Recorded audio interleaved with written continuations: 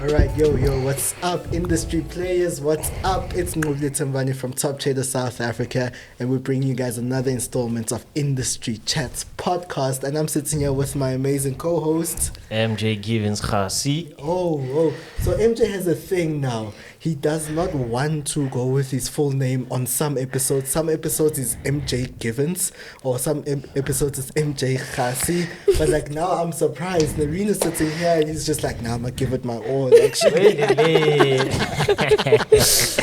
Yeah, no, and guys, we have obviously not a stranger. Obviously, I've brought back Noreen. I feel like today is a special podcast because Noreen is leaving South Africa to Dubai. Habibi, come to Dubai. Levels, eh? Yeah, and all thanks to Forex. Yeah, legit. All thanks to Forex, and we can say that. Choose right? the line, Danku Forex. Danku Forex. Yeah, no. So I was like, I know we've had Nareen here a couple times. Maybe some people be like, guys, why you bring her back? Yeah, this one again. It's a farewell episode. The cake is there. It's not. It'll never be the last. Yes. Okay. Are we going to Dubai? Are we going to shoot there, Dubai? I mean, you guys are always welcome. Mikasa, Sukasa. So Nareena's back here again. Obviously, we shot last time. We spoke about being an IB actually, and because Nareen has built her career around that, essentially being an IB, and last time we dropped so many gems, Yeah, it was we just did. we need to come back more and drop even more gems and whatnot, and help the people grow. Yeah, and you guys make money because essentially, and you know how, I don't know if it's wrong, you'll correct me if I'm wrong, how I'm basically telling people now, it's like, no guys, we are working on something that's going to teach you how to make money without ever placing a trade through Forex. Is it wrong to say that? No, it's not wrong to say that. I mean, let's be honest, even people that are out here placing trades, it's not actual trades. I mean, they're still making bag out of it. So, yeah. I mean, we might as well conceptualize the idea and actually open it up to the public and inform the people on how they can actually make bag without placing a trade and getting involved in the whole I'm a Forex trader kind of perception. Yeah. So I think it's a good way to navigate around that as well. And the way that you mentioned it is quite, significant as well. Yeah, and actually something very exciting that we're actually bringing to... I need a camera, guys, because this one's it's an announcement. Okay, cool. We're actually doing a masterclass with Noreen. And we're going to break down the whole IB thing, guys, down to the very T, guys. And we're going to teach you guys the tips and tricks and all that on how to actually make money without placing a trade, without calling yourself a Forex trader, and actually making a very healthy income. There's guys who make more than doctors. There's guys who make more than lawyers. So we're going to be dropping a masterclass in the next coming weeks. And I'm so excited for that. And obviously, Nareen is the one who's going to be providing all that educational content based off her career. So I'm not trying to sell you. I'm just saying that my top trader is the biggest hype man here. I'm just essentially just saying is that we're giving you guys some free content essentially. It's all going to be free. Yeah. No one's charging anyone. We actually want to teach people. Because MJ, IPs are making money. More than the president.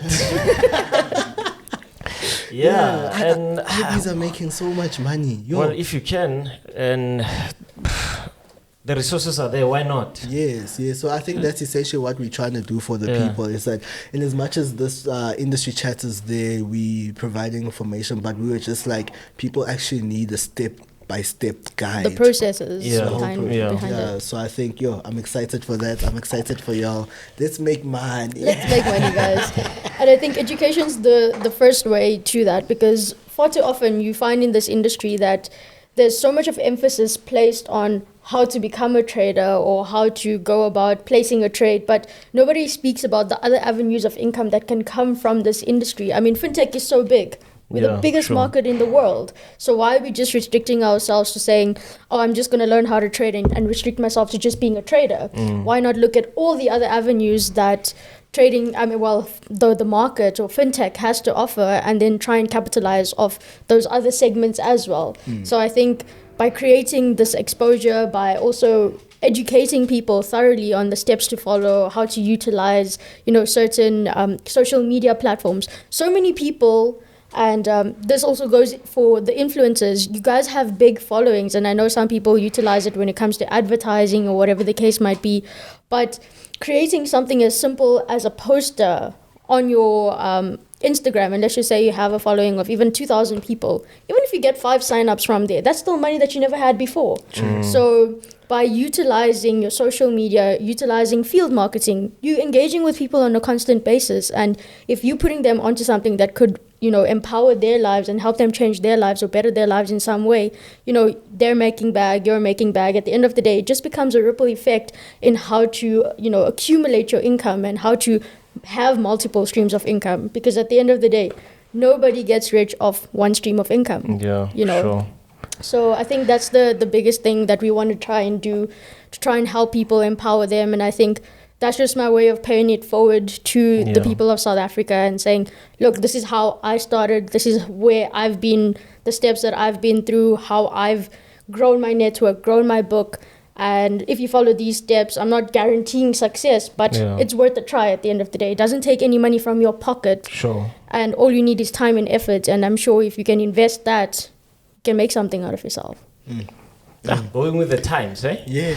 Going with the times. I think we need to also get away with, or do away rather with this traditional marketing skills. Yeah. Because I'm thinking about it, that by the time I was studying marketing, my degree in marketing, I was like, I think I wasted money. No offense to my parents, by the way.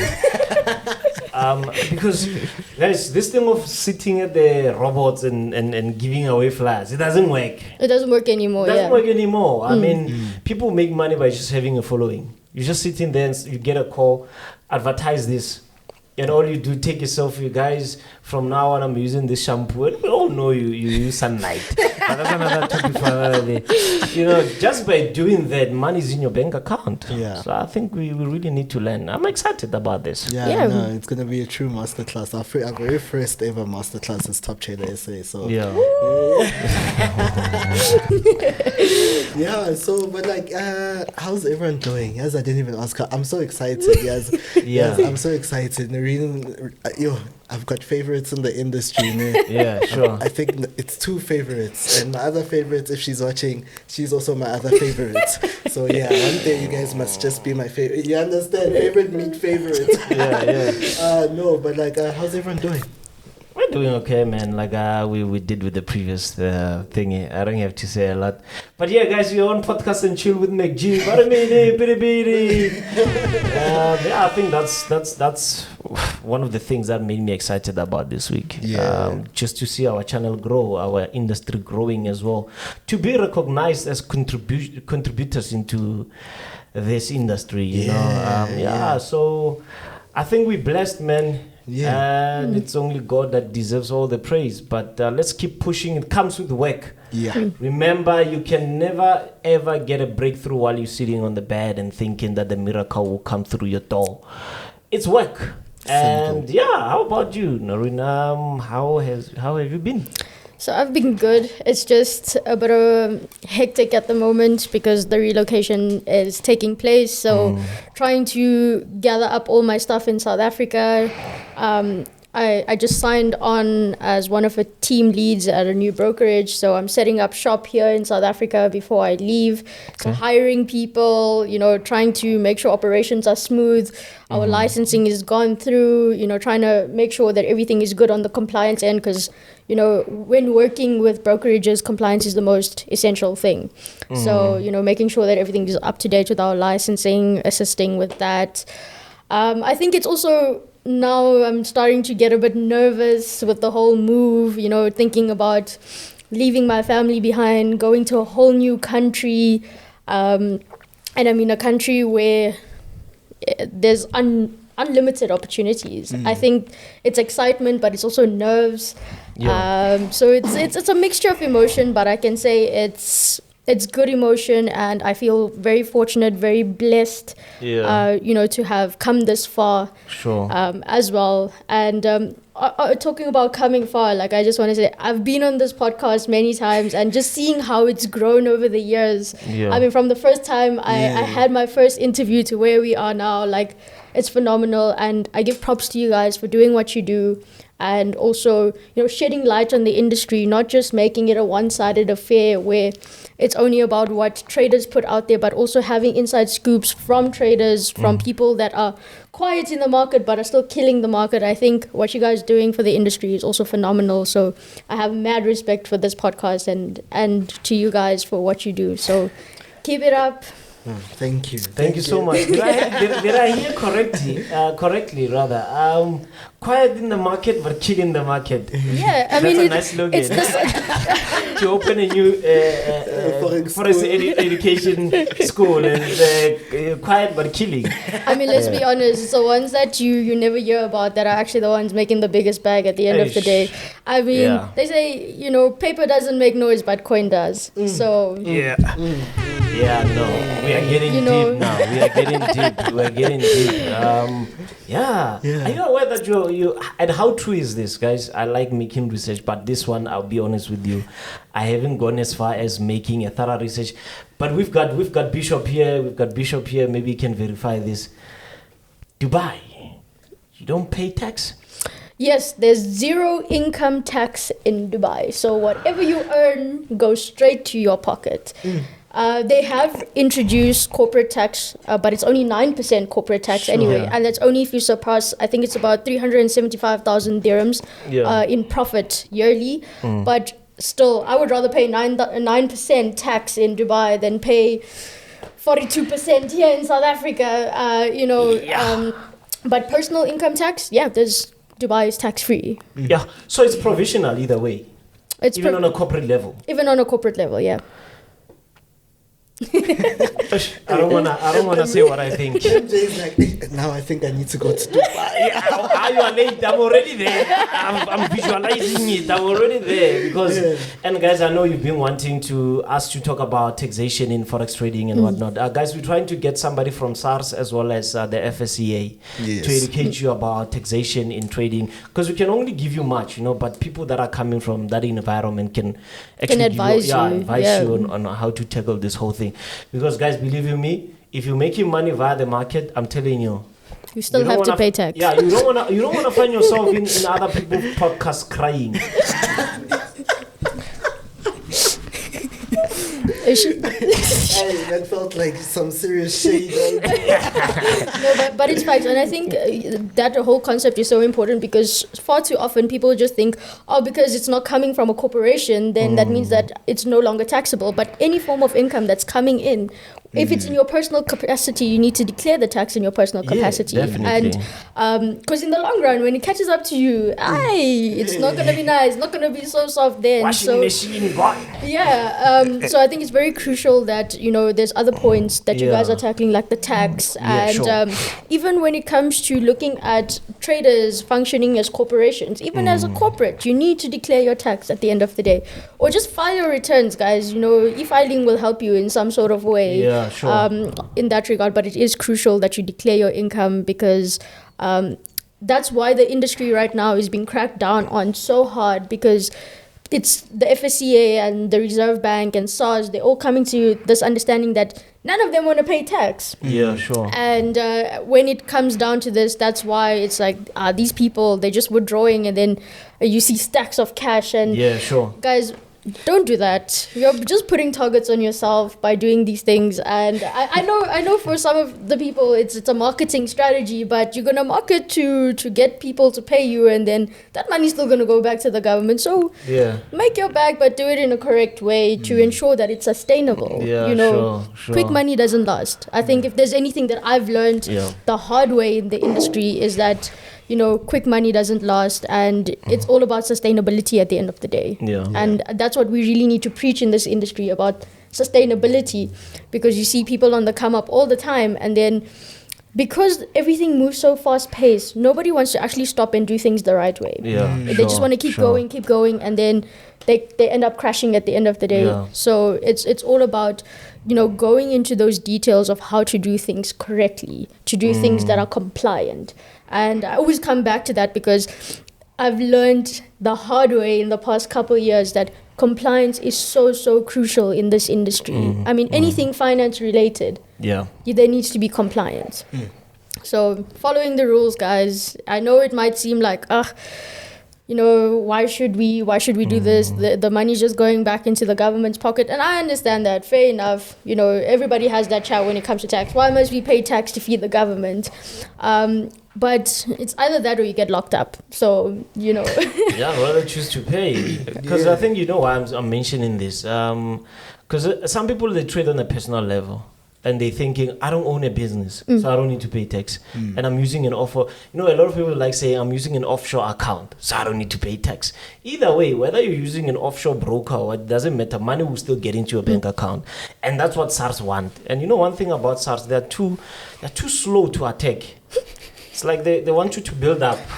When you're at your peak, that's when they say, now we've got all the data we wanted. Our archives is full. Yeah. Then that's where they go for you. As well as if you are running an education business.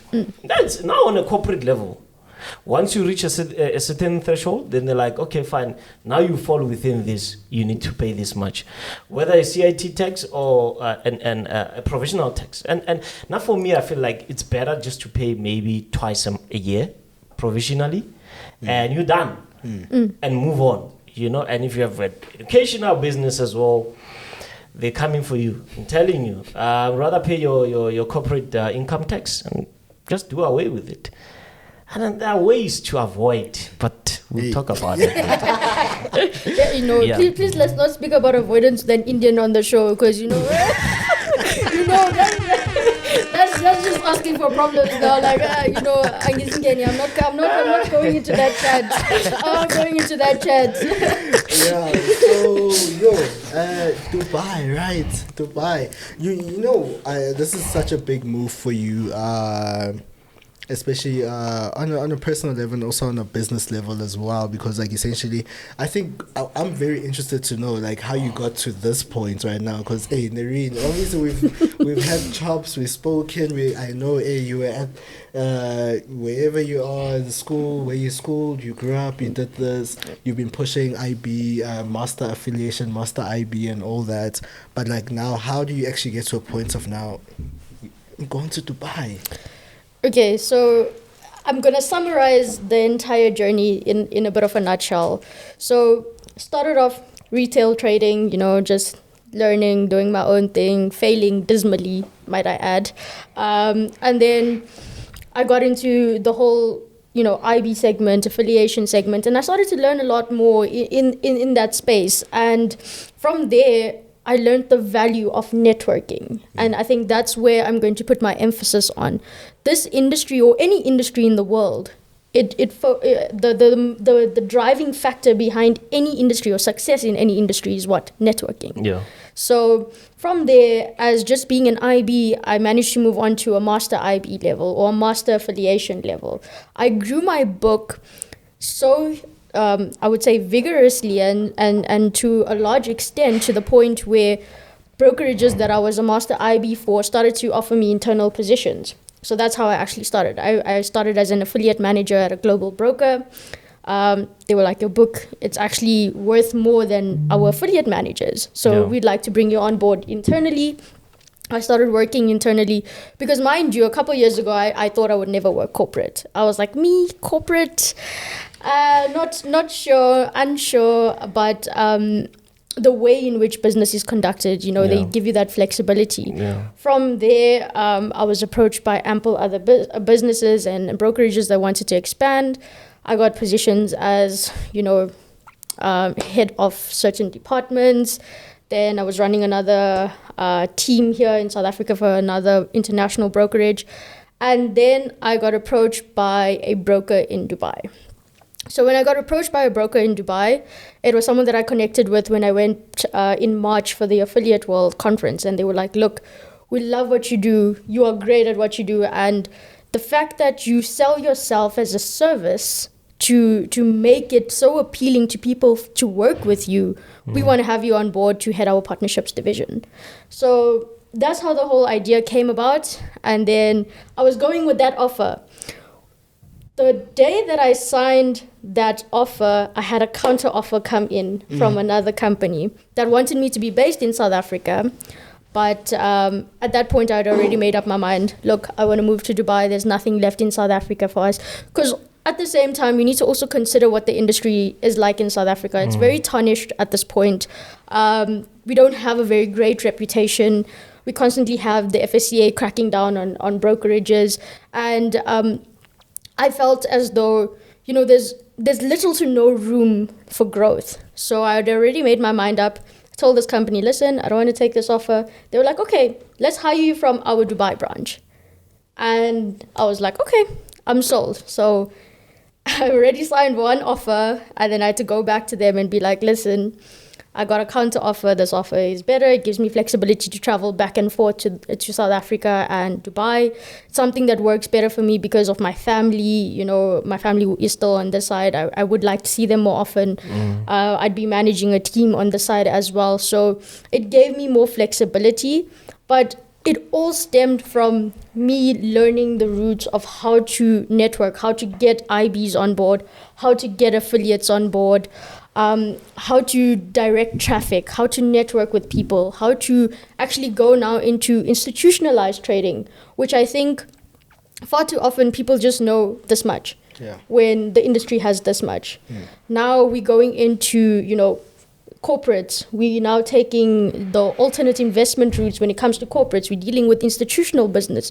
We're dealing with tier 2 brokerages that we're now getting liquidity for. It's not just on a small scale anymore. We're now looking at the big dogs. We're looking at oil money now. And I think that's very, very exciting for me to be exposed to that kind of level. I was telling Nqobile the other day, here in South Africa, we would work so hard to get a $10,000 deposit, for instance, coming in from a client. But in Dubai, that's their average deposit. Okay. It's like here, probably for that $10,000 in deposits that are coming in, we'd have to get maybe 50 people to deposit to get that, overall. Does it? Yeah, what's the average deposit here in South Africa? It's about $500. Yeah, I get it. They don't have to buy solar panels in Dubai. They don't have to buy solar panels. Yeah, fair enough. But you're looking at the market, and you would say, that's the amount of people that would need to come into amount to that particular net. Or if it's one client that you're focusing on for that particular amount, you'd have to work so much harder to get that client in because of the economy, the disposable income that people have on hand. Whereas in the Middle East, $10,000 for them is an average deposit. And, it just opens your mind up to so much more that the world has to offer. And it's not just also about the money, but it's also about the way that they do business as well. Sure. Here, everybody wants to make quick money, but people on that end, they know the whole concept of slow and steady wins the race. It's not about turning money overnight, but it's about investing in something that's actually going to, yield decent returns on a monthly basis, but it's stable. We're not risking all of the funds. But here, I think because of the economy and because of where things are going, people are so adamant on just making quick money that they don't look at longevity. Sure. And I think that's the direction that I wanted to head more towards with making this move, going to a place where their way of business is more in line with the way in which I would like to do things. Having a client working with you for a long 5 years, rather than signing up a client and then tomorrow they're like, no, X broker is better, I'm going here, and then you're busy running around trying to approve withdrawals for $500, and it's.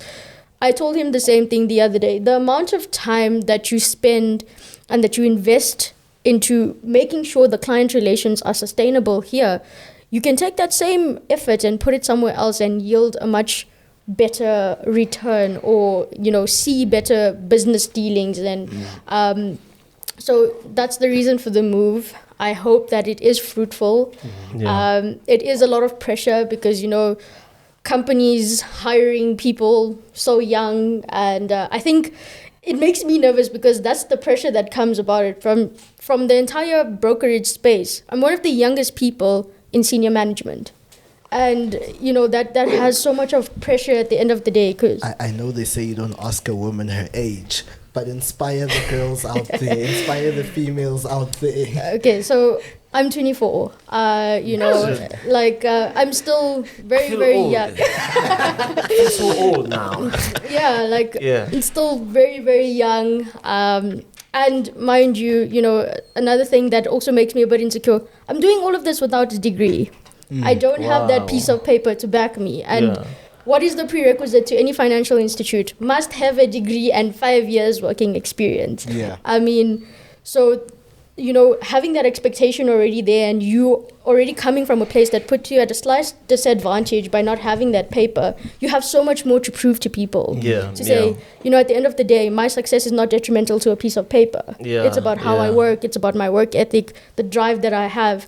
It's the hunger that they see in you. So it puts that pressure. The pressure is getting worse. But I think pressure is what fuels me at the end of the day, because I grew up, in an environment where we were always told that women are not supposed to be in places of dominance. Sure. I mean, when I walk into a boardroom, mind you, I'm walking into that boardroom with a office room full of men, and I'm like one of the only women there, and already that in itself is a lot, and you're meant to like prove yourself to them. Unfortunately. But so I think I'm scared, a bit scared in that regard. But we have to just hope for the best, work hard, grind every single day, guys. I kid you not.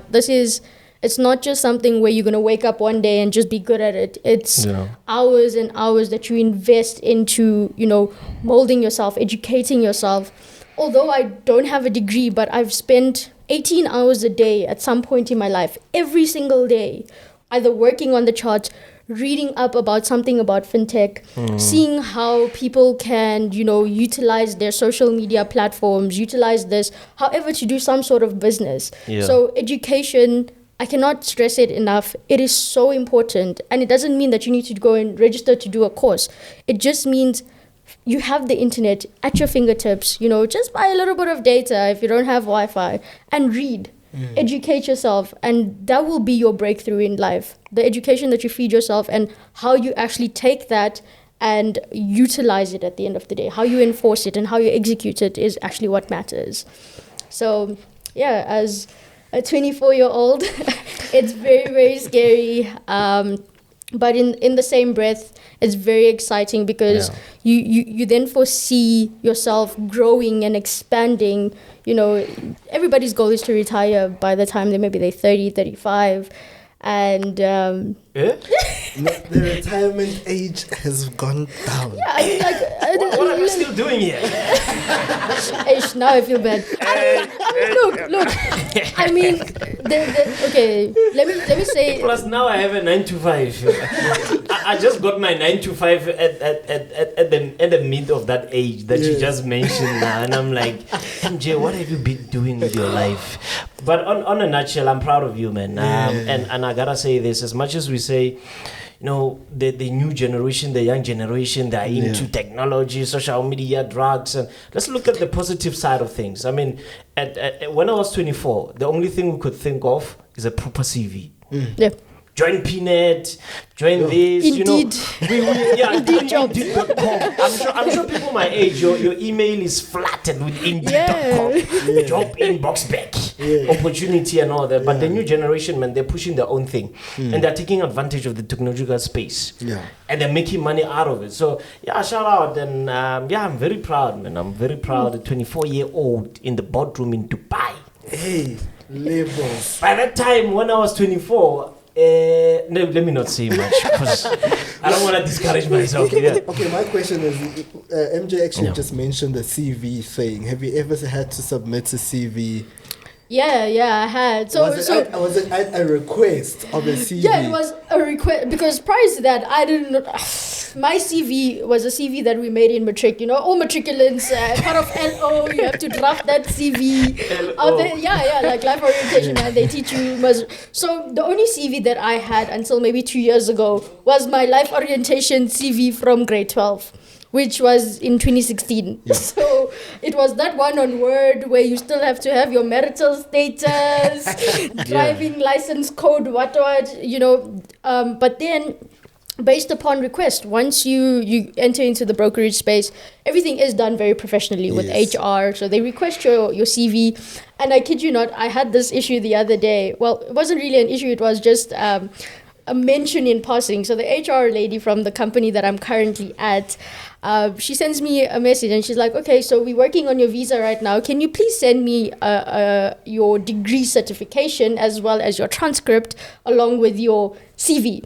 So I sent my CV and I'm like, the rest that you're requesting, I do not have. And this CV was made upon request.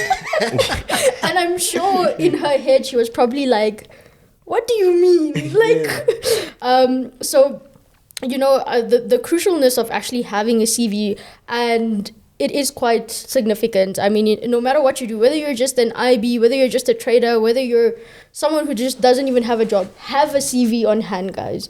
You might never know what position might be available for you. And at the end of the day, I find that companies these days, especially international companies, they look for your skill more than they look for your qualification. And I think that I loved the direction that's moving into, because they're hiring people who are fit for the job and not what your paper says that you're good at. And I think that's so crucial, because we find in corporates this happening a lot, where people have the qualification but they don't know how to do their job. True. And I mean, I've even witnessed it firsthand, having worked with people that on paper they look perfect for the job description, but they cannot deliver. Versus the person that I just see skill in, I've seen them produce a lot more than a person who's good on paper. So just have it as a backup to say, okay, this is what I can do. But whenever you step foot into an interview or anything of that sort, it needs to be covering the basis of what can you offer, or how will you develop this brand. And that's what actually sells corporations at this point. And something that I can say from experience, Sure. The skill that comes with it. One thing I have about how we see Africans is the issue of language. Okay. A lot of Africans, if you cannot speak proper English, you are classified as you don't know anything. And by the time you have a proper skill, there are a lot of people that have so much engineering skills, but they cannot speak English. Or they're good with their hands or something of that sort. But when you get a Chinese or a Russian, they don't know English, but they've got the skill. And companies are willing to hire them. And you will not find a Chinese looking down on another Chinese because they cannot speak English. But the thing we have back home here is that when somebody cannot speak English, we tend to forget about the skill and focus on the communication part, which other countries are not about that. As long as you provide skills, that's why a lot of people are looking for people this side. International companies. The people that are looking to solve the load shedding issue with ESCOM, they're not here. They're most probably working for power stations that side. Whether you want English here, they will work with their hands that side. That is very true. And I've actually seen this happen in corporations. I've worked mostly, or actually only, with international brands. And in the companies, you would find that, okay, let's just say now we're a global office, we're a global team, we're all supposed to be communicating in English because that's a prerequisite. Sure. But I'll give you an example. At the previous broker, it was a Jordanian-based broker, and they speak predominantly Arabic. And we would have meetings with certain departments where we would have an intermediary in there as part of the meeting who would actually be translating back and forward. And at the end of the day, they didn't look down upon the people that couldn't, liaise in anything but Arabic. They just said, okay, cool, you've got the skill to do this here. I will just translate it for you. And I think that's what us as South Africans, or as the South African economy, need to focus on. We need to focus on the skill. We need to worry about educating them on English, because English can always be learned. But a skill is much harder to adapt to than learning English. If the person has the skill and you say, okay, you've got the skill, but let's take you through some English lessons. That's it. That's it. Simple as that. Like now I'm going on that side. I have to learn Arabic. I know not one word of Arabic, mind you. But Habibi. yeah, I mean I can't be out here in these Habibi, give me money. Habibi, show me the money. It can't be that kind of situation. Yeah. But they looked at the skill and now they're saying, now that you have the skill, we want the skill. Develop yourself in this avenue. Yeah. There's, Arabic courses that you can take to start learning how to converse, but it's not a deal breaker. And I think that we as South Africans and South African corporations need to understand that English should not be the, deal breaker when trying to do business, especially when it has to do with things that, like hard labor, for instance. Sure.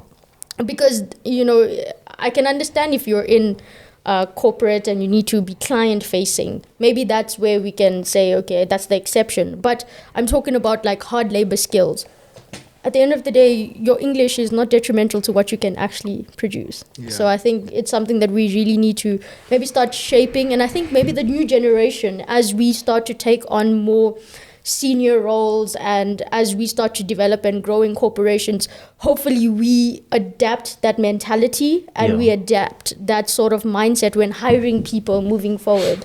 Because I know, like now that I'm hiring myself and I've learned how managers have to hire people, what's the criteria, I don't look at all of these things that need to be on a piece of paper. I'm like, come and show me, come and sell to me so that I know you can sell to people. And that's exactly what matters at the end of the day. So I hope that companies start to adapt that sort of mentality, because then that's how you find value people that will contribute to your company at the end of the day. Yeah. Now we in. You inspire me. No, I'm truly inspired by like you had a ring and you're spitting here. You're spitting. Yeah, no, she does. No, she's spitting for real. So, I don't even know where to go now because you were just like, sorry, it's been going everywhere, but I feel it's everywhere. It's just like you're speaking so much, saying so many things. It's just like, no, the platform is yours. Don't worry. Yeah. So you threw me off. Do you have a question there, by the way? Do you have a question for? No, I think it's just a matter of like, I'm trying to extract as much as I can right now. Because like you said, when I was growing up, I had this thing essentially that this was around grade 11, 10, 11. So when I meet someone that kind of like inspired me or intrigued me, like somebody who's older and everything, I'd literally ask, hey, look, can we please have a cup of coffee? And I'd be direct because I'd like to pick your brain and just like sit down with a notepad and pen and just start writing and stuff like that. That is essentially how I got into this whole like Top Trader SA thing, because I wanted to sit down with people and pick their brains. So you understand right now, when you're sitting with someone right now and they've got valuable information, you don't want that person to walk away without having, understanding that, hey, look, that person has some value. Because right now, there are a whole lot of people who are watching right now, and I know, up to this point right here, I'm like moved a whole lot, and like it's not just, I get it, you're moving to Dubai, it's a big thing, we don't look down on that, but it's not just about that, it's about the journey as well, how you got there. And essentially, I want somebody to look at you, Nareen, and be like, Nareen, I want to be where Noreen is right now, and we're going to give you guys the, what do you call this? The blueprint. The blueprint of how, but obviously it won't go exactly down to the T. But like, I think essentially you spoke about networking. And I think right now, a lot of people, you need to realize that networking is powerful. And I know that you have built your business on the basis of networking. Yeah. So let's just go. I know you touched on it, but I just want you just to dive a bit more into it. Okay. So let's go back to 2018, right? So back in 2018, I started up my own company with my brother called Eccentric Forex. And basically, Eccentric Forex used to render services to the public when it came to courses, signals, the typical service provider at that point. And then I came across an absolute angel, and his name is Stefan. So he was an affiliate manager at BD Swiss. And this man has taught me a lot with as to what I know currently. So Stefan says, look, you're based in an area where you're one of the only female traders that we actually see on social media. Okay. Utilize it. Engage with people and try and get them to use our service. And basically from there, that's how you can expand your income stream. So I didn't quite understand it at that point. I'm like, what is this guy saying now? Like, I knew about directing traffic from retail traders to brokerages, right? I mean, we all know that. Sign up using my link below, swipe up for fastest withdrawals, that kind of vibe. But that's all we knew at that point. And he was like, no, engage with other traders. Engage with, other fund managers. Look at networking with these people. So gradually I went on Instagram. I started to find, the boys on social media. I'm like, okay, let's hit it up. It was very tough because gents in this industry,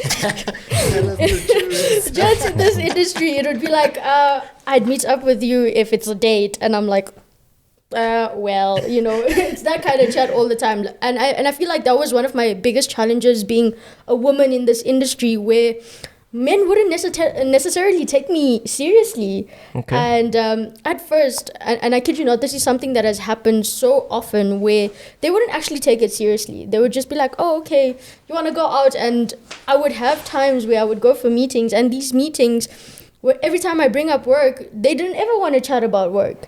And come to find, years later, they're now knocking on my door for deals. Talk about capitalists. An African giant right here. Yeah, sure. No, yeah. But I mean, like, imagine that's you didn't take me seriously because I came to you as an IB. But now, when roles are reversed, you want to now, that same time that we could have built something at that point, you took it for granted, you wasted it, you didn't take me seriously. For them, it was just, it's just another woman. Yeah, sure. But now it's, okay, what deal can you do for me now? Yeah. How can we work together now? But at this point, I had learned, okay, people who take you seriously are the people that are actually hungry to work with.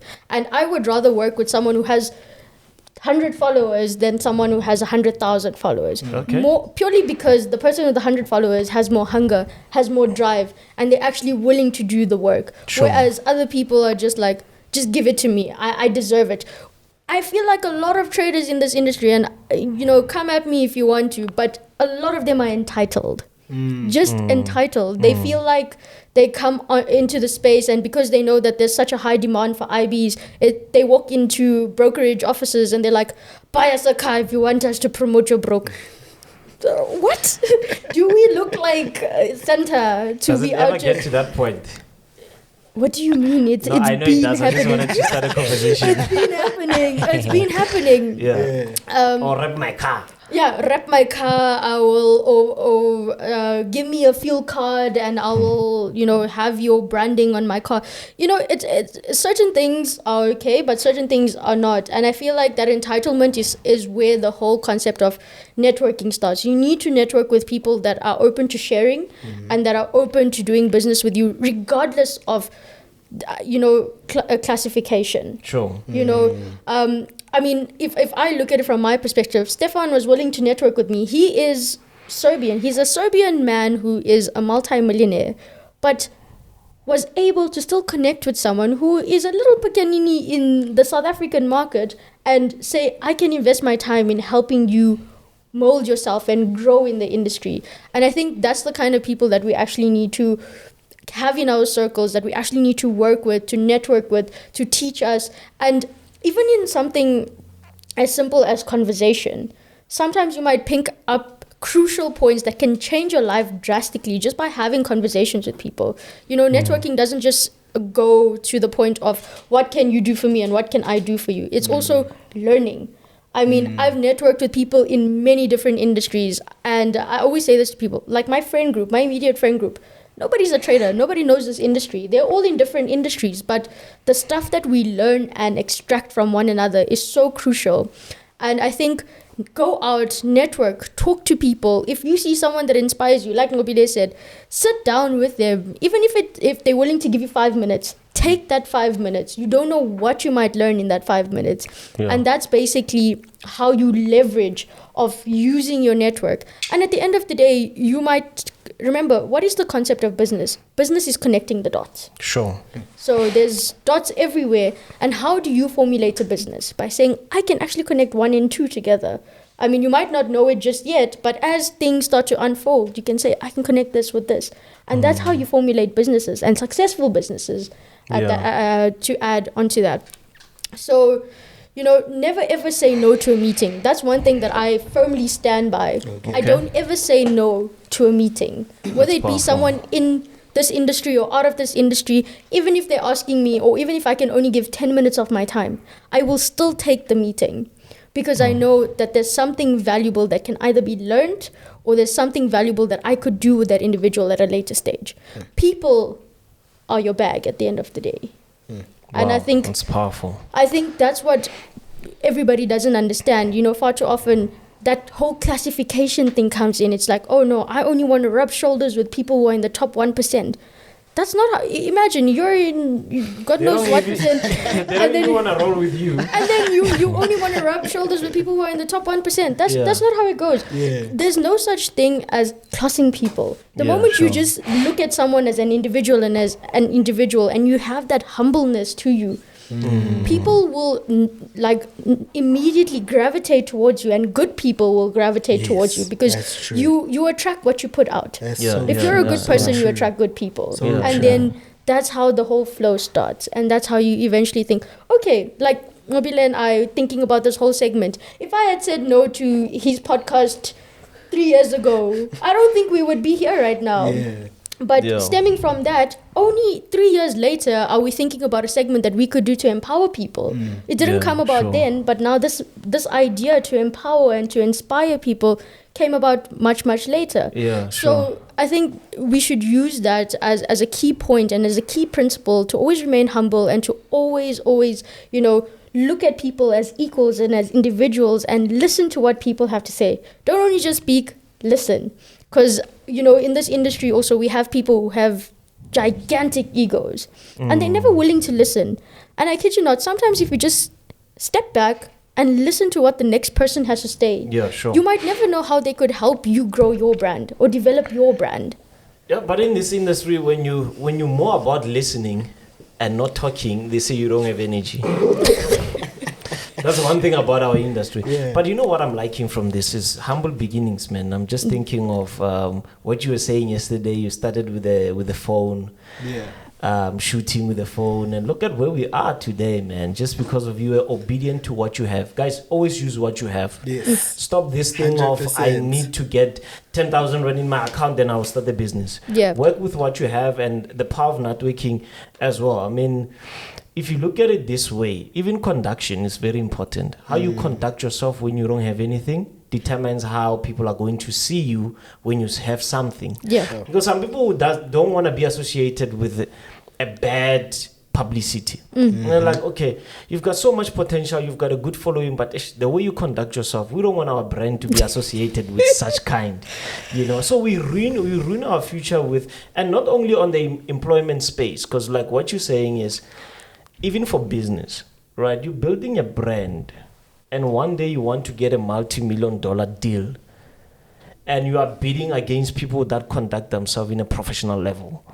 And they're like, look, we are part of the 3, but we are considering these 2 simply because, okay, you've got the qualification is on the same level, the following is on the same level, but this contract, we can only give it to these other 2 guys because of you have a scandal that you did in 2018. You were climbing on top of tables somewhere in Pretoria.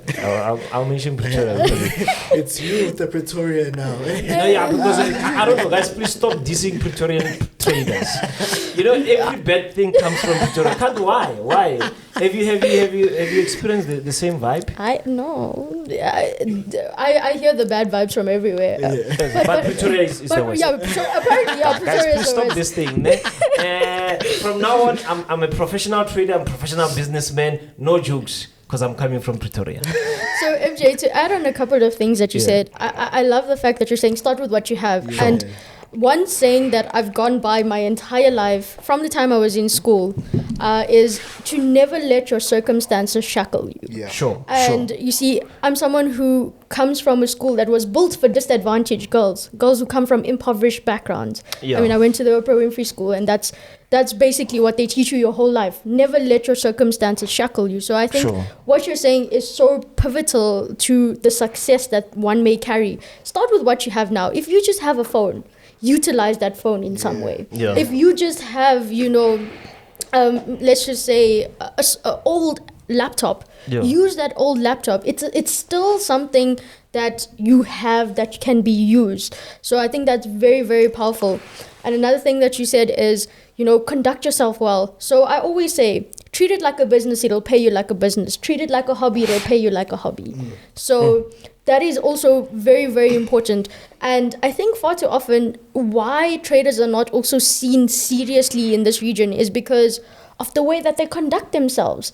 You know, you invite them to a gala dinner and they're busy rocking up in sweatpants. That's also another thing. Like, we get it, you're making money, fine, no one's going to tell you how to dress, but conduct yourself professionally. Oh, we think you make him money. I don't want to go there. But like... No, but that's the truth.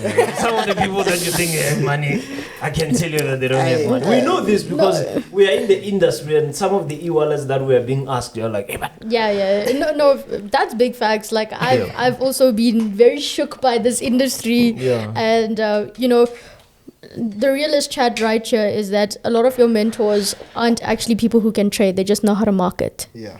Period. Market masters. So essentially, you are just paying someone who's a good marketer. Yeah, sure. But when you go, because that's also something that I've seen happen, because we are so uninformed and uneducated as a society. We fall victim to these people that boast a particular lifestyle to us, and it's because we don't know any better. Yeah. But I kid you not, you can actually find a guy with 300 followers on Instagram that will give you a quality course, but you don't want to pay him 3,000 rand, but you can go and pay someone with 500,000 followers on Instagram, 10K for a course. I feel good right now. Because my following is not that. But I kid you not, if I had to go through your course, I will tell you that I will see substance in there versus your famous gurus. You will actually give the people not just the course in itself, service. Far too often these people in this industry, like I said, that ego, it's, I don't need to sit with you for 3 hours. It's not what you paid for. We have these chats so much where that's actually why the name and the reputation is going down, because the service and the after service of the actual product is not of good quality. Yeah. You have people, paying people for classes and for mentorship, and they receive nothing at the end of the day. No form of guidance. They throw you in a group, and what you do, what you don't do, it's fine. Yeah. It's a different story if that is no longer your primary source of income. Like if, let's just say you've moved away from that business and you don't offer that service anymore. I can understand that group being inactive then.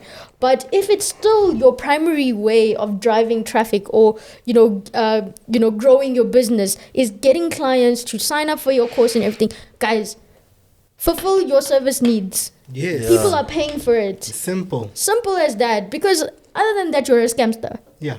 That's exactly what it is. So that's the very big challenge. I know I've been saying this on Instagram, so people have been coming at me where I'm like, your famous gurus, they don't know how to trade. And I think also being internal to a brokerage, I've seen things. I've seen things really? where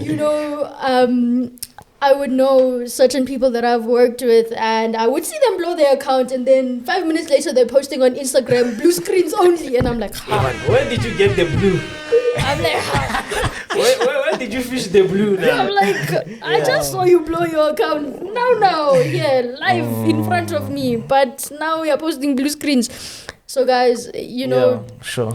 My emphasis is to be very, very cautious. If you're looking for people to educate you in the industry, do due diligence. Yeah. Don't Yeah. go for the people that are just, constantly promoting lifestyle because you are funding their bottle popping at Rockets on a Sunday or Saturday or whatever. I don't know that place, but what he said. Apparently it's in Pretoria. It's where the It's where it's at. scammers gather. By the way, when are we moving to Joburg, Bishop? Today. Okay, so basically, in short, you're basically saying look for people that are legit, that will give you quality. And the wonderful thing that we're seeing now with brokerages is that they are hiring professional analysts to help lead educational departments in brokerages. So they will help educate you. So don't just be hasty to go and pay for a course here on the side. Use what you have. Like we said, every trader is different as well. And what I've also seen, having been someone who has offered services in the past, just because I was successful using a particular method, it doesn't mean that you're going to be successful of using it as well. Because no two traders are the same. You need to now take the information that you have, develop it to what can actually be used for you.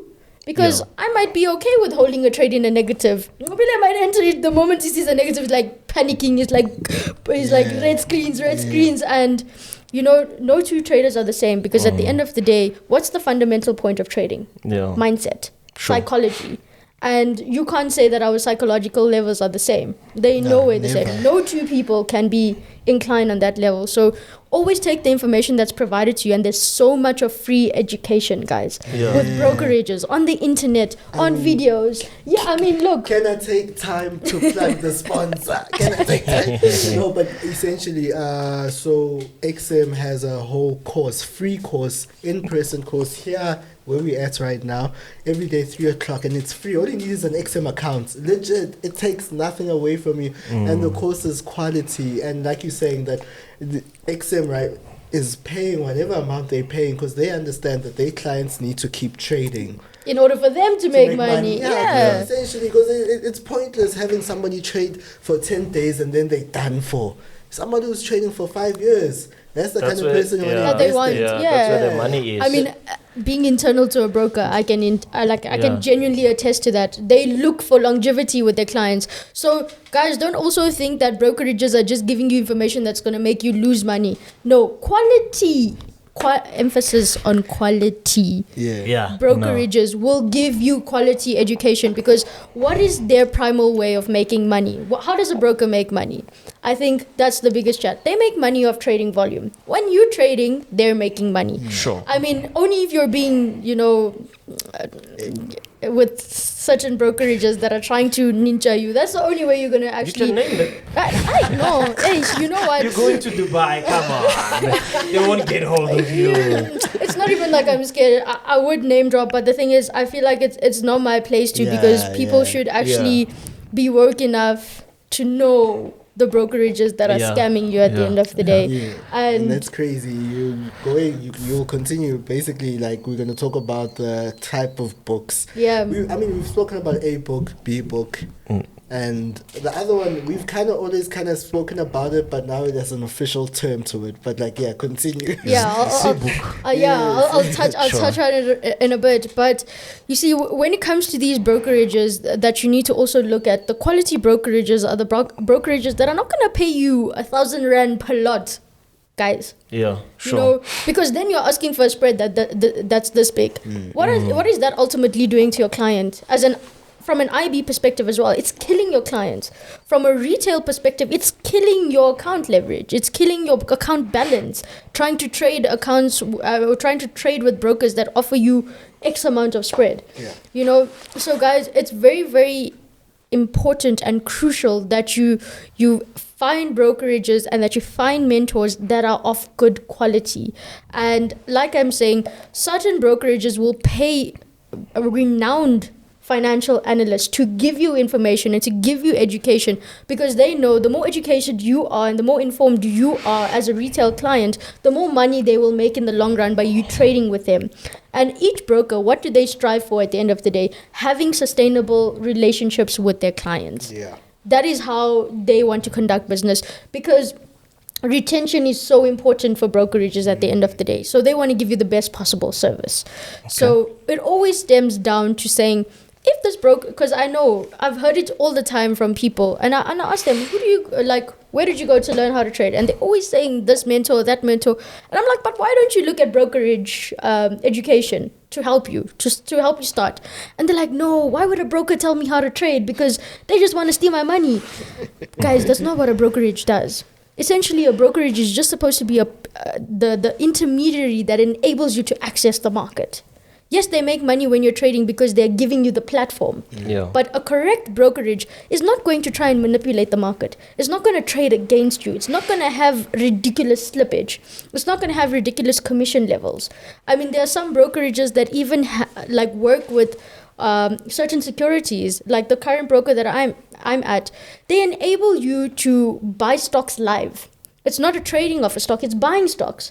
So, as like holding a share? Like holding a share. Is it? Yeah, that's what we enable. It's stepping away from, we're giving them both the traditional way of investing as well as alternate investments, which is your CFD trading, your indice trading, So that's why I'm saying quality brokers will always offer this to you and utilize it, leverage off it. Some of them have live trading, live education. Go for it. If you have the time, go for that course. Take 5 different courses if you have to, and draw out the information that stands with you or sticks with you that you might think is going to be crucial for you to becoming successful. Then we're moving on now to that chat of how do brokerages profile you? Yeah. We have brokerages that will now list you high risk, low risk, medium risk, and that's basically how they facilitate the books afterwards. They say, okay, high risk, you're going to A book, we can't afford you in B book, and then most brokerages run with, the C book profiling, which is hybrid. Which is a hybrid model. Yeah, exactly. Okay. It's a hybrid between A book and B book. Yeah. And what they basically do is they monitor, every broker has a risk department or a dealing department. And the dealing department is basically liable for navigating your trading patterns, your trading behavior, and from that's how they actually divide you into books. So let me tell you something. A lot of these brokerages that you see that are for the African people, made by African people, they are actually the ones robbing you. Like, they are doing this to the point where they will partner up with particular IBs, make you grow your account on an A book. And then once you've grown your account, they'll B-book you and they'll make the IB send out a losing signal. So would you say that is that a scam or it's a broker manipulation? It's a bit of both. Okay. Because I believe that when you are navigating traffic flow, you're not supposed to be working with a middle person to liaise particular information to the public. Which is what they're doing. They're using their IBs as the middleman to say, okay, let me give you an example. We'll partner up with an IB. This IB will navigate about 1,000 people in traffic towards us, right? We'll take them, let's say they all start with 1,000 Rand as funding.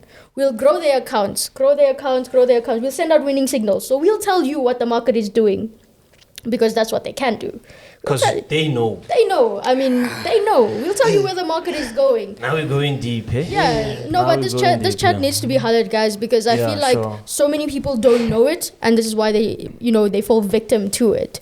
And that's how a lot of these people are actually making money, because they cut P&L deals with brokerages and they say, okay, cool, let's grow your 1,000 Rand account. And you will see them ring 1,000 Rand is growing now to 10K.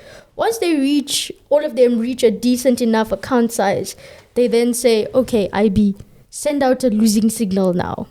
And they go against the direction. Because what's happening to people that don't really know how to trade, as their account is growing, they are obviously over leveraging more and more. They are entering more positions.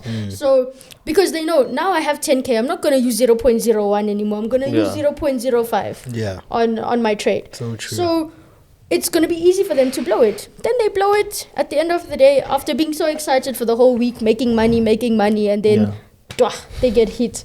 And it's actually people who are manipulating the brokerage.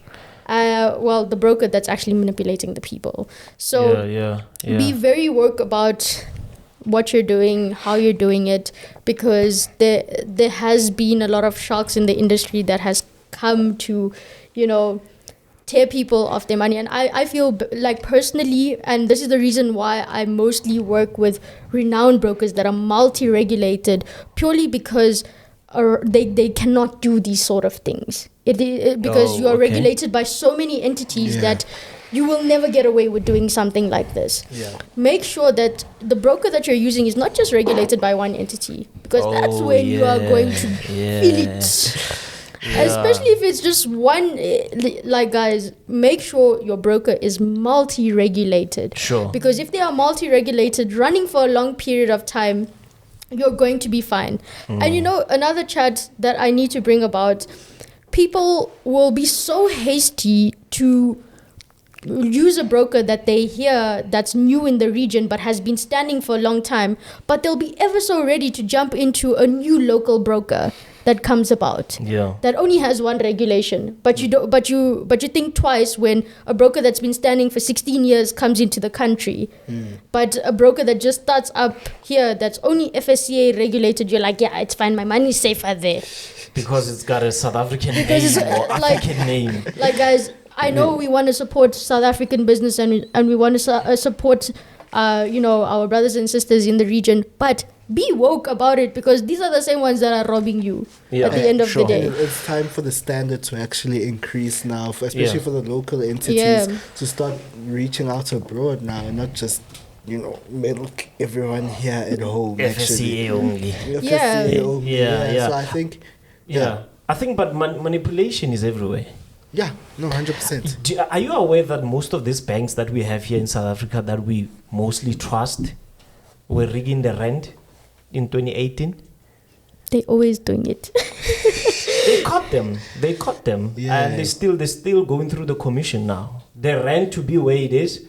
I hear people say Ramaphosa is the reason why the rand is where it is.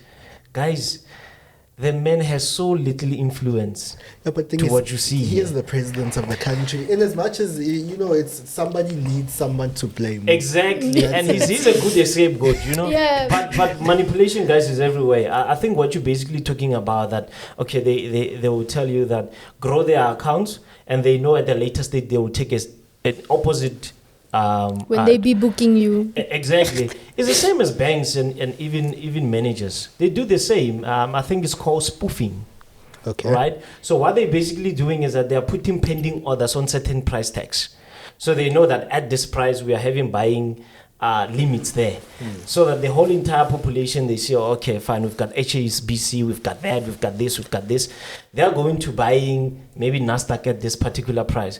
And by the time the price reaches that, they take the opposite direction, because they've got now liquidity. Yeah. That's how they make their money. So you'll be thinking that, I don't want to say the slogan, because you know which bank I'm talking about. But most of these corporate giants that you see, like, I'd rather take my money to the bank, and I like what you're saying. You saw this from the inside. Myself working for a bank, I've seen a lot of things that I don't even want to talk about it here, because I'm not going to finish, and they've got so much power, even stocks.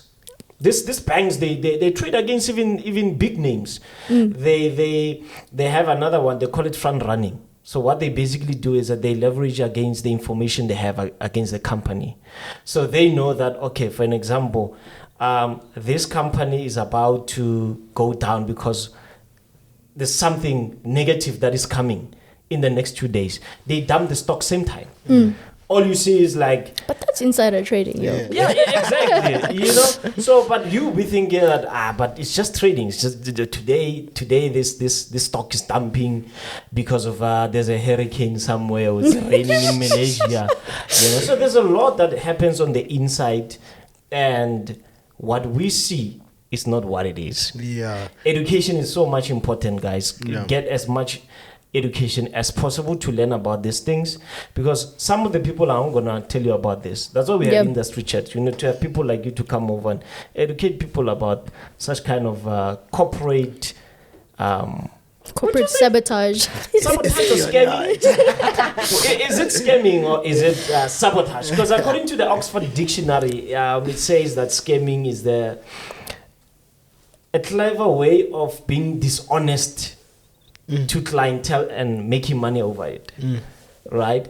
So I don't know if we should say scam is not illegal. Should we say that? No, but like, Sure. yeah, sure. Like, because think of it this way, right? I'm selling you a car, right? And I know for a fact that this car has problems. Okay.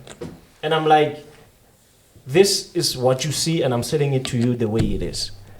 Right? What you see, I'm selling it as is. okay, Then- but you've disclosed that I'm selling it to you as is with these faults. Yes, right? Okay. But you don't know it has faults. Or you know, but you wouldn't disclose that it has faults. You understand? I'm giving you this car, but I know that the radiator might be broken, but I'm not going to tell you that it's broken. The way you see it. So it's for you to check if the radiator has a problem or whatnot. But at the end of the day, you know you're being dishonest about it. And you know that T's and C's apply.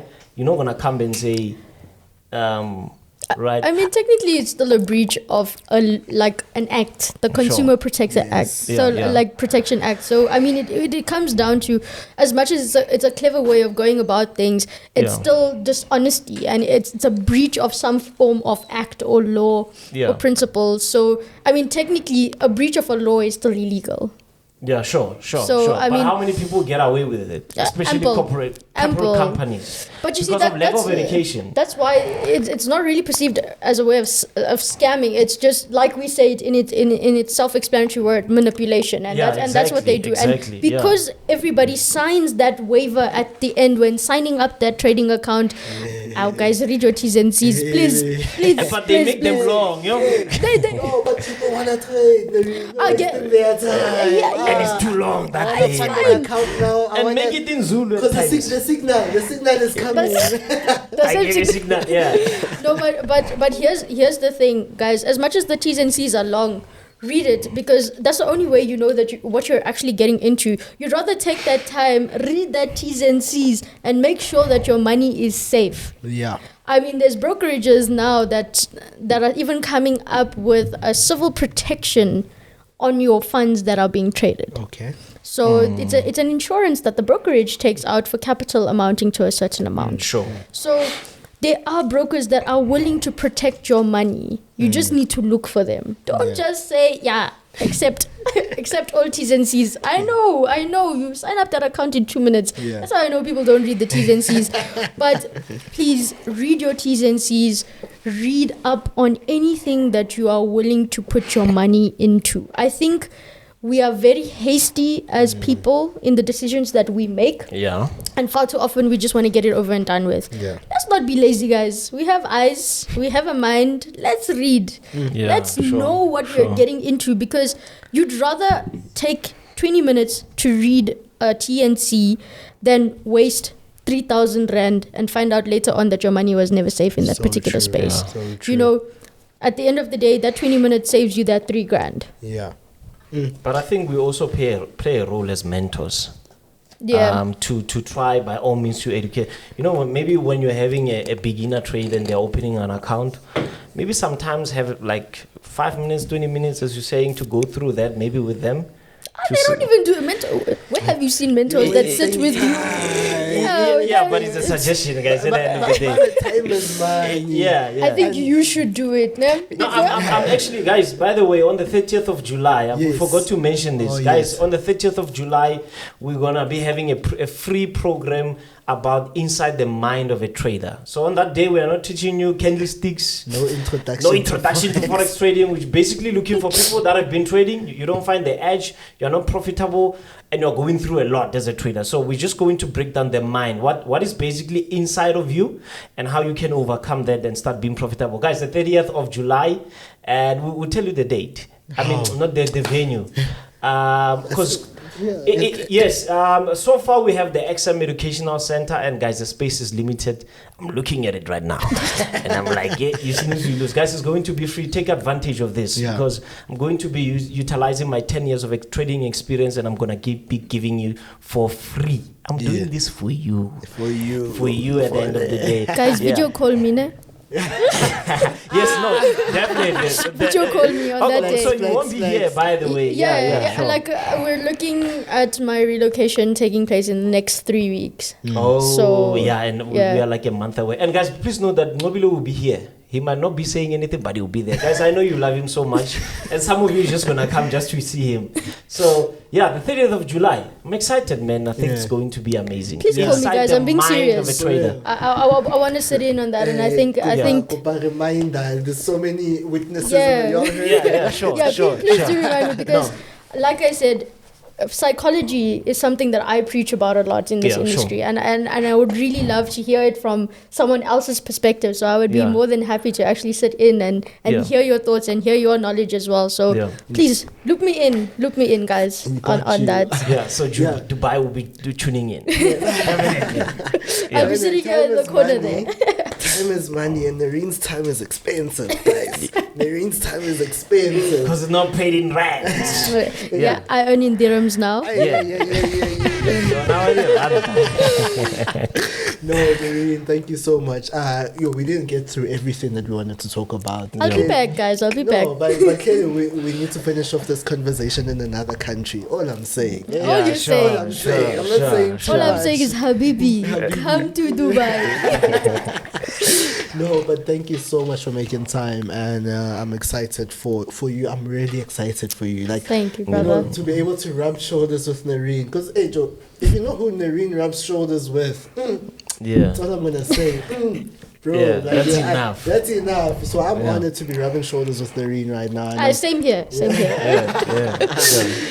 But thank you so much, Nareen, for coming out. Thank you guys for having me. I mean, I love coming onto this channel, sharing, my knowledge with people. I know some people don't like it. I see the comments sometimes where they're like, I know. But you know what, at the end of the day, I feel like it's my way of giving back. It's my way of paying it forward.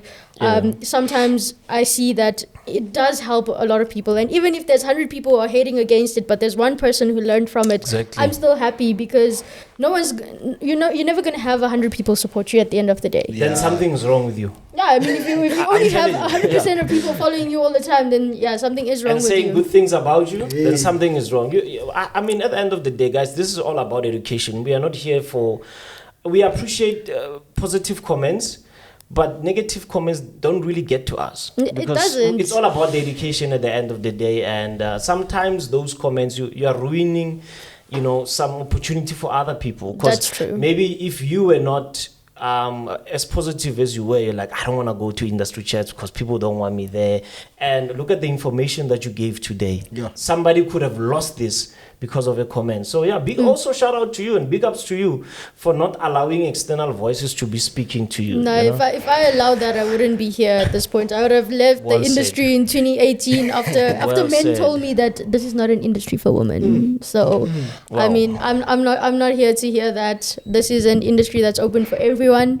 And females that are listening out there, don't let people, or men particularly, look, I'm not trying to make this a whole sexist thing, but don't let that stop you, because I hear this so often when I engage with other females, and I'm like, but why don't you actually take the step and actually learn? They're like, but because it's so male dominant. Remember, at the end of the day, every industry is meant for people, for everyone equally. I mean, back in the day, you would never see a woman engineer, a female engineer. Now there are female engineers. Even bricklayers. Exactly. These days you're getting a woman bricklayer, Before, by the way. men couldn't be chefs. Now look at men. Some of the best chefs in the world are men. So don't let an industry that's dominant by a particular gender stop you from doing something. If you are meant to go in and reign in that industry, you're going to go in and you're going to make it shake. So that's it. And you go make it shake in Dubai. Not that other shake. Not that other shake. The one on the Hopefully yacht. I find a shake. But anyway. No, thank you so much. Thank you, brother. Yeah, no, guys. Yo, this was today. I thought today. Yeah, no, it is. Yeah, we're no. going in now. We're inside, and we're doing it for the people, as we always say. For real, we're doing it for you guys. Thank you guys so much for watching. Sitting down with Nareen Reddy right here, with my co-host MJ Givens Kgasi. What's the full name? I need to find another name. And myself, Yeah. Nqobile Tembane. We'll see you Industry Players next week. Thanks for watching, and Thank we you so out. much.